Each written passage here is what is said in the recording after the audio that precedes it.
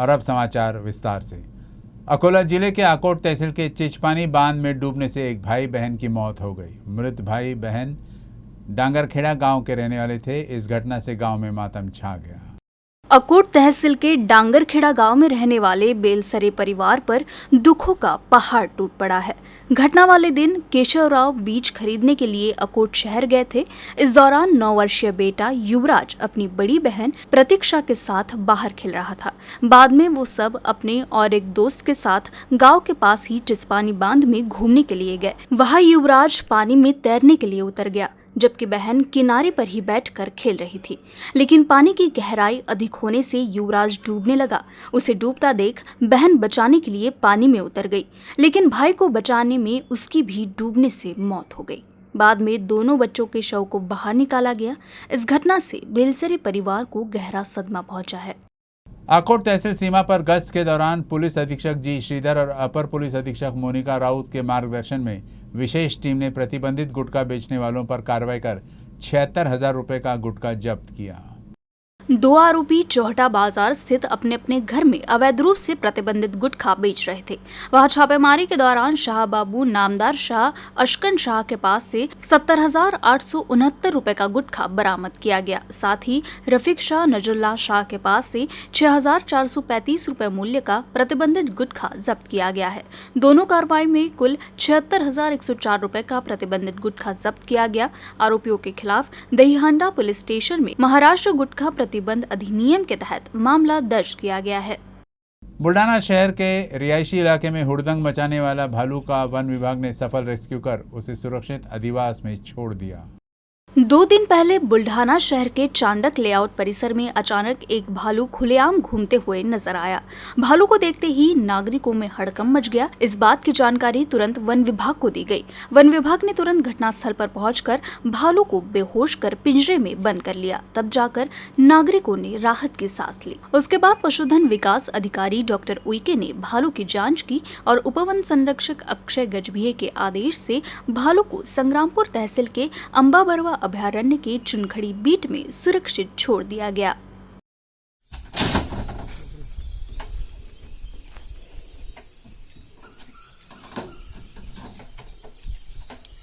Mobile येऊन जातो काय मग गुदड़ू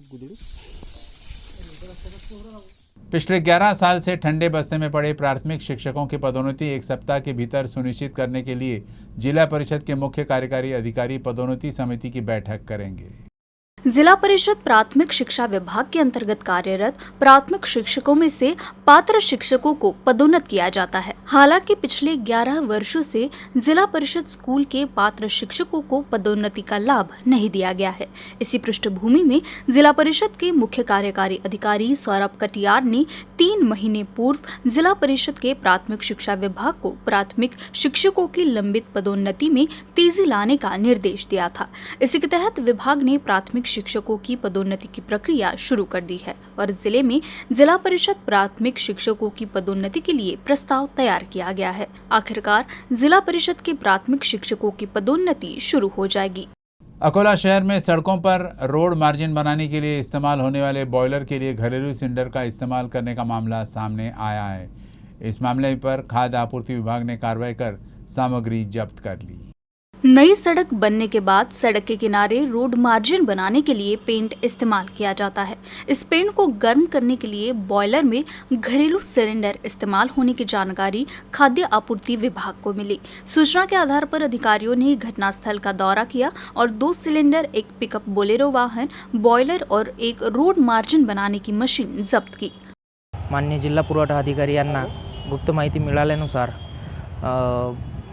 नवीन आपल्या उड्डाणपुलाचे काम चालू होते।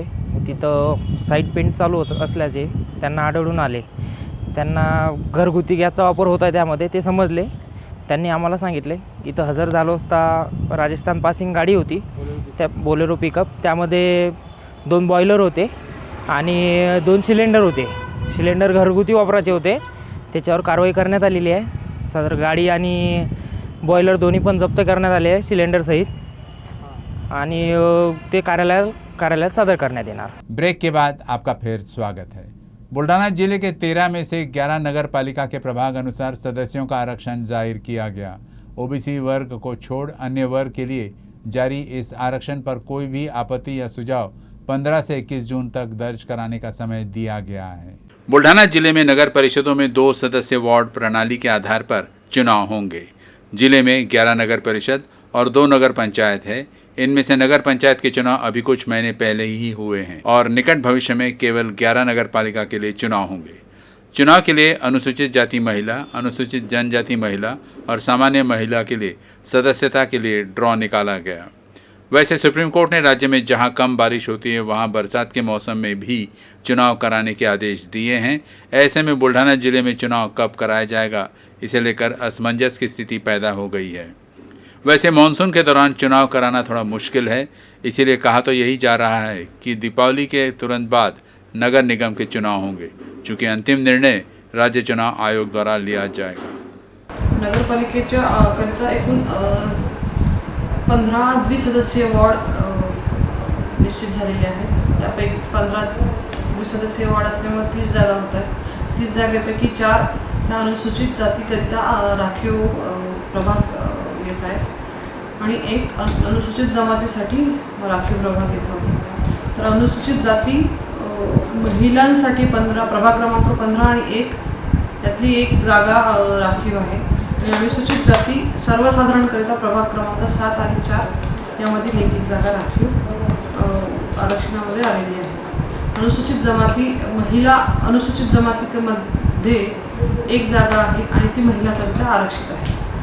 सर्वसाधारण महिलांकरिता 12 जागा राखीव राहत आहेत आणि उर्वरित सर्वसाधारण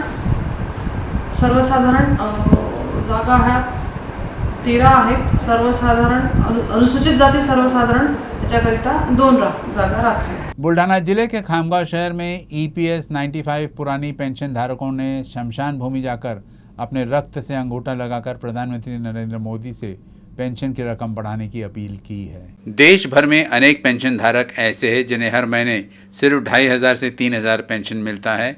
इसमें न घर का किराना हो पाता है और न ही बुढ़ापे की दवाई। पिछले कई वर्षों से EPF 95 पेंशन धारक सरकार से पेंशन की रकम बढ़ाने की मांग कर रहे हैं, लेकिन सरकार इनकी मांगों की ओर ध्यान नहीं दे रही है। ऐसे में पेंशन धारकों ने एक अनोखा आंदोलन किया, जिसमें स्मशान भूमि जाकर रक्त से अंगूठा लगाकर अपनी मांग का निवेदन प्रधानमंत्री को भेजा है। याचं कारण असं आहे की आमचे 5 ते 6 हजार आमचे पेन्शनधारक प्रतिमाहे मरत आहे आणि म्हणून हे पेन्शनधारक काही दिवसांत सर मरून जातील, मग कोणाला पेन्शन देणार तुम्ही? म्हणून आमची भावना व्यक्त करण्यासाठी या ठिकाणी आम्ही जमलो। महाकालसोबत प्रार्थना केली आम्ही सर्वजण की परमात्मा आम्ही PF 95 पेन्शनर्सला वाचवा, सरकारला सद्बुद्धी द्या। हे आम्ही म्हणू शकत नाही, आमची पात्रता नाही। काल काय 2दा प्रधानमंत्री महोदयाने आम्हाला आश्वासन दिलेलं आहे, पण दुःखाची गोष्ट अशी आहे की एक बाजूला प्रधानमंत्रीचे आश्वासन आणि दुसऱ्या बाजूला जो EPFO आहे, क्रूर EPFO, तो समितीवर समिती तयार करत आहे। हे समिती कुठपर्यंत चालणार आहे? म्हणून आमचे मीडियाचे सर्व बांधवांना प्रार्थना आहे की आमचा आवाज माननीय प्रधानमंत्रीपर्यंत पोहोचवा। आज या ठिकाणी मी रक्ताने प्रधानमंत्री महोदयाला पत्र लिहित आहे। जितके कार्यकर्ता आलेले आहे, पूर्ण भारतभर अभियान चालू आहे। रक्ताने पत्र लिहून आमच्या भावना व्यक्त करत आहे। आम्ही सरकारच्या कोणत्या प्रकारचे निषेध करून नाही राहिलो, मात्र आमच्या भावना प्रधानमंत्रीपर्यंत पोहोचले पाहिजे आणि आमचे मागणे ताबडतोब मंजूर झाले पाहिजे। खामगांव में इन दिनों अश्लील वीडियो के वायरल होने का मामला काफ़ी चर्चा में है। पिछले महीने खामगांव में 9 अश्लील वीडियो वायरल हुए थे। इन वीडियो में कुछ सरकारी कर्मचारी, शिक्षाकर्मी और स्थानीय व्यवसाय भी शामिल है, जिसे लेकर कई तरह की चर्चा हो रही है। हालांकि पुलिस द्वारा कोई कार्रवाई नहीं किए जाने से इस तरह के वीडियो वायरल करने वालों का मनोबल और भी बढ़ गया है। खामगांव के एक बुजुर्ग सराफा व्यवसायी के एक अश्लील वीडियो वायरल होने के बाद तो शहर में चर्चा का बाजार और भी गर्म हो गया है। खामगांव में इस तरह के अश्लील वीडियो लगातार सामने आ रहे हैं। इस तरह के ही एक मामले में पुलिस थाने में शिकायत भी दर्ज कराई गई है।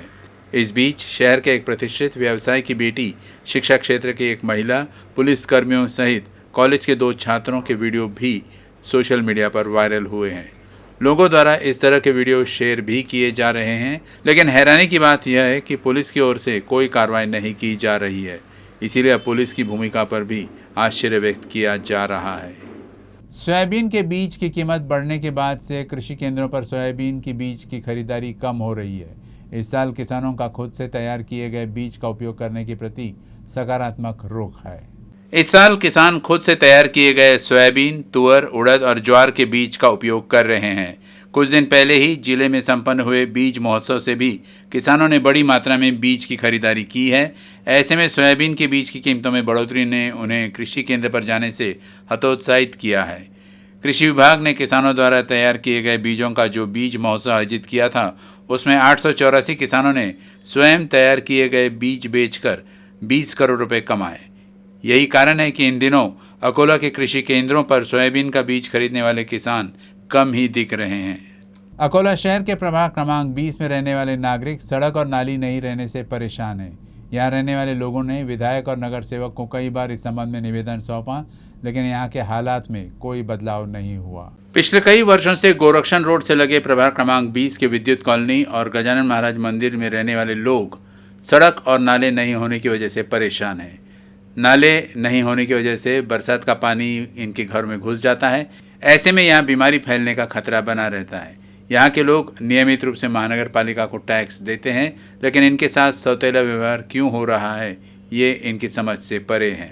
यहाँ के लोग सड़क और नाली के लिए कई बार विधायक और नगर सेवक से मिल चुके हैं, लेकिन यहाँ के हालात नहीं बदले। इथे पाऊस आला की आम्हाला जायला अजिबात रस्ता नाही आहे आणि सगळं पाणी हे पावसाचं आमच्या घरामध्ये घुसते आणि त्या पाण्यामध्ये साप निघतात, विचू निघतात। इथे लहान लहान मुलं वगैरे आहेत आणि इथं आमदारांनी बोर्ड लावलेला आहे की बा रस्ता देणार आहे म्हणून, पण अजून रस्ता म्हणजे कोणी येऊनही पाहत नाही आहे। इकडे रस्ता नाही आहे तर 4 वर्षापासून। आणि इथे सर्व्हिस लाईन आवश्यक आहे, सर्व्हिस लाईन पाहिजेच आम्हाला, कारण की हे पाणी सगळं आमच्या घरामध्ये घुसत आहे ना। रस्ता तर नाहीच आहे, पण सर्व्हिस लाईन पण नाही आहे आणि सगळं पाणी आमच्या घरामध्ये घुसते। रात्री बेरात्री रात्रभर आम्हाला जागून काढावं लागते। हे नाळी पाणी येते, नाल्याची व्यवस्था नाही, रोडची व्यवस्था नाही, काहीच नाही आहे इथं। तो हे रिक्वेस्ट करून आम्ही हे सांगतो की बा काही करू टाका आमच्यासाठी, नाही तो आमच्या जीवावर येणार सर्व। न्यूज़ रूम से बस इतना ही, लेकिन खबरों का सिलसिला आगे भी जारी रहेगा। आप देखते रहिएगा UCN अकोला न्यूज़।